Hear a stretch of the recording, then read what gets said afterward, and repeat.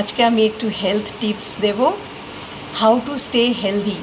তো প্রথম যেটা খুব প্রয়োজনীয় সেটা হচ্ছে অনেকটা জল খেতে হবে, অ্যাটলিস্ট 2 লিটার্স অফ ওয়াটার খেতে হবে। সেটা হাইড্রেশনের জন্য খুব ভালো। আর দিনে অন্তত আধা ঘন্টা হাঁটলে খুব ভালো, এটা হার্ট হেলথের জন্য খুব ভালো। আর ঘুম, খুব ভালো করে ঘুমাতে হবে, অ্যাটলিস্ট 8 আওয়ার্স অফ স্লিপ হচ্ছে খুব দরকারি, সেটা ব্রেন ফাংশনের জন্য খুব দরকার। আর শাক সবজি ভালোভাবে খেতে হবে। গ্রিন ভেজিটেবলস খেলে কি হয়, ইমিউনিটি বুস্ট হয়, আর সেটা হেলথের জন্য ভীষণ উপকারী।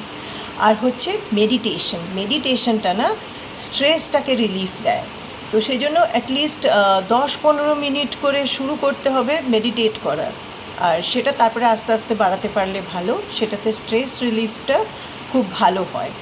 আর চিনি, অ্যাভয়েড সুগার, মানে চিনি একদম না খাওয়াই উচিত, সেটাতে এনার্জিটা খুব ভালো থাকে, সাস্টেন থাকে।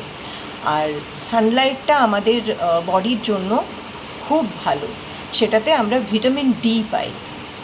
তো সেই জন্য দিনে সকালবেলাটায় যখন সূর্য ওঠার কিছুক্ষণ পরে একটু রোদে ঘোরাঘুরি করলে খুব ভালো, সেটাতে ভিটামিন ডি আমাদের শরীরে আসে। তো আজ এতটুকুই বলবো, বাকি আবার পরে দেখা হচ্ছে।